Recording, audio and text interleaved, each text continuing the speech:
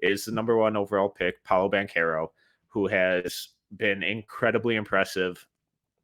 Rucker, what have your takeaways of Paolo been? What surprised you? Is this kind of what you expected?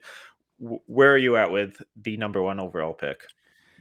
Yeah, so I mean, in 2 games in Vegas, I think he finished with 20 points a game. I know they've shut him down for the rest of the summer, but he finished with 20 points per game, 5.0 rebounds, 6 assists, 2.5 steals, shooting splits of 40, 50, 80. For all the nerds out there, I love you guys. I was very excited to see pretty much everyone I possibly could see after evaluating this class and the sophomores. But Paulo was obviously the one everyone wanted to get their eyes on. And it was funny seeing him in person because Corey, went and saw him. Corey from No Ceilings, our family, went and saw Paulo in the beginning of the year. And he was just like, man, Paulo's big. And I was like, all right, take your word for it. Like, unfortunately, we're in the first year of No Ceilings. I don't get to just go scout everyone I possibly want, but we're getting there. And actually seeing Paulo in Vegas, I was just like, man's big.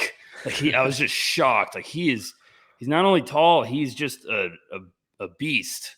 Mm-hmm. And I was very impressed watching him.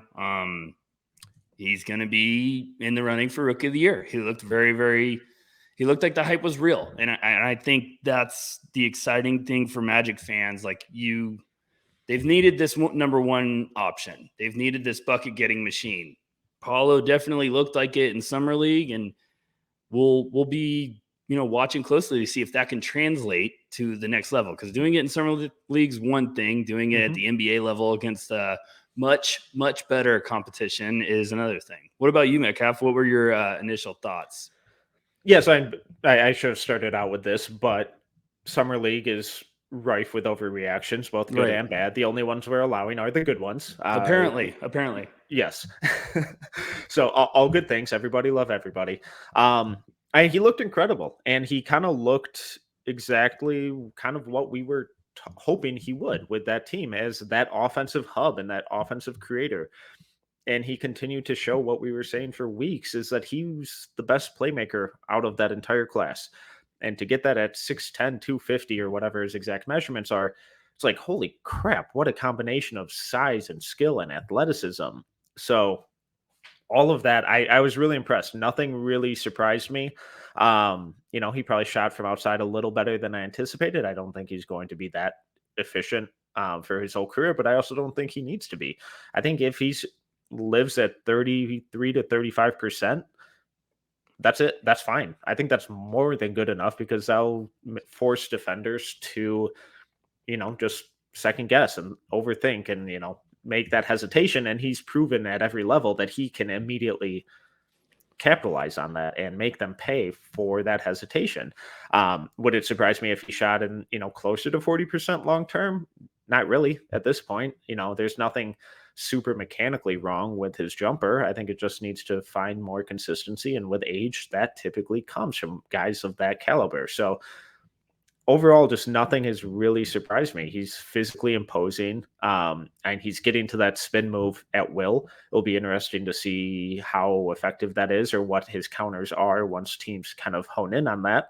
But his just absurd size makes up for a lot of it. So even if you sit on that spin move and you guess correctly, okay, well, he's got 30 pounds and 4 inches on you. So what are you going to do? Me and Corey were talking about this at Vegas. And it was just, we even said this on the stream, and I was like, Paulo is perfect for Summer League. Like Summer League is absolutely a match made in heaven for Paolo Banchero, because it's, a lot of these guys competing in this, of course, are from the draft class, but a lot of guys are also second-year guys. A lot of guys are also guys who are in the G League that are just desperate to get on a roster. And yes, I will talk about this later with a certain player that I feel like me and Metcalf are ready to go to war for. Yep.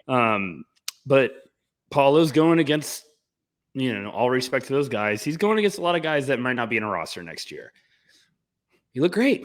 He looked like the guy that walked on the court every time and was like, I'm the guy. And you're going to have that swagger when you're the first overall pick. And That spin move's deadly. He looks like he's just going to be a force. He looks like a guy that, has been in the league for 3 years, because that's just how perfect summer league is for some of these players, where I'm not saying it's pickup style, but there is a lot of that. It's where close.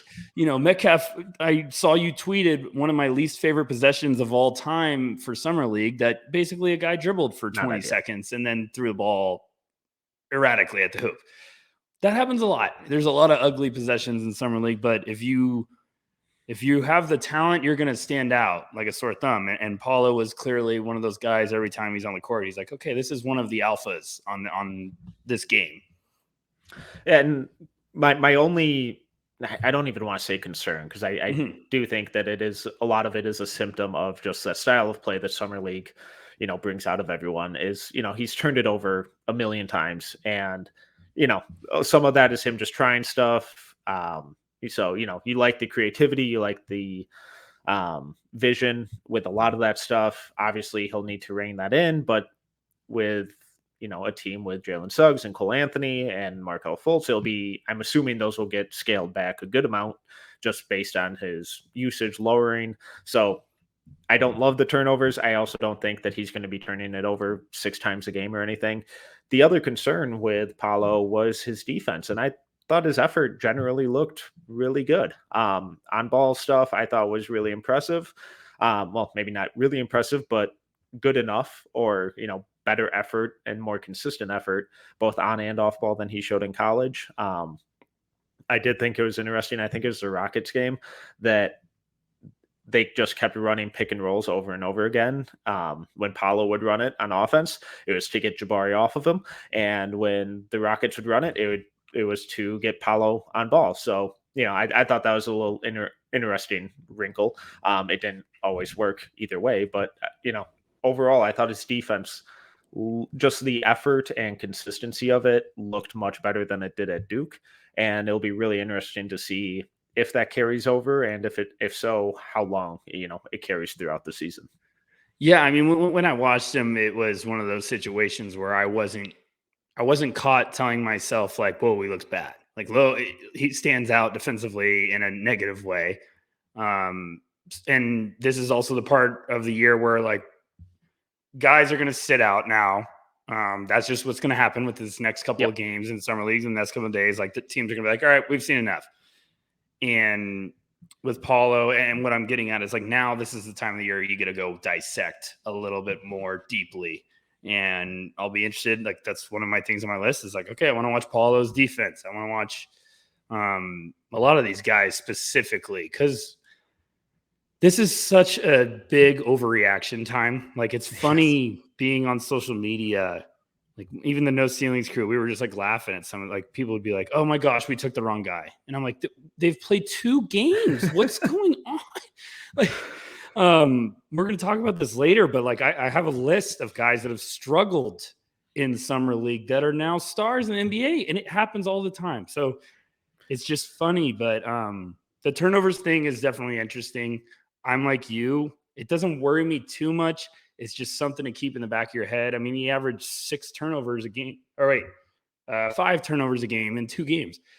It's a high number, even for summer league. So am I worried about that? Not really, but it's something that if he comes out the first week and is averaging 5 turnovers a game, it's like, okay, there might be something here. But yeah, Paul looked like the number 1 pick.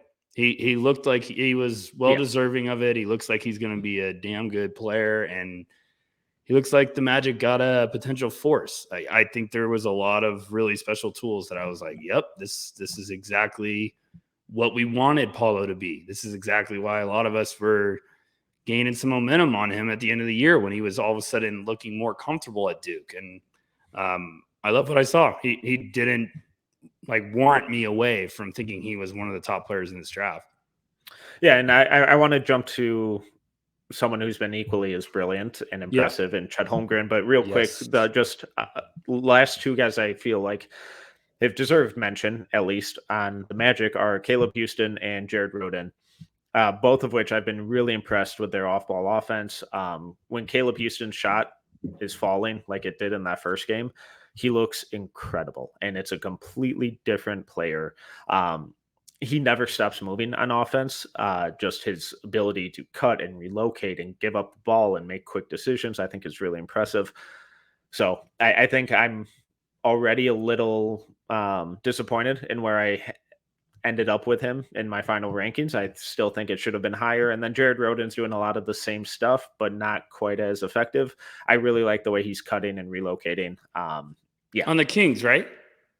Is he on the Kings? I thought Yeah, he was on yeah, Magic. yeah. Oh, We okay. should Yeah. fire you. It's okay. Yeah, no, no, that's no, no, fine. because I've had that problem. Oh, yeah, he's on the Kings. Yeah, it's okay. I'm gonna let that one slide. Because the funny thing is we couldn't stop talking about Rhoden at Summer League. Like the whole No Ceilings crew were like, man, he looks good. He looks nice. And he was one of those underrated guys I was excited to watch. And I left there like, man, he's a nice piece. Like, people might not realize this right away, but he can play. And he was so good at just being like, I don't need the ball in my hands. I'll make an impact. And that's what really kept jumping out. I mean, I think Nathan and Corey hit me a couple times like, Rhoden looks good. And I was like, yeah, he does. So, but Caleb looked really good. I thought Caleb was one Metcalf when I saw in person. I said, man, he's big. Like he's a big body. And he looks like he's got that frame that he's going to add like good weight on and be kind of a pest, kind of an annoying SOB to deal with on the court. But you saw that all he needed was a couple shots to go down. He just had all this different confidence. And defensively, I thought he shocked me. Like he made some impressive,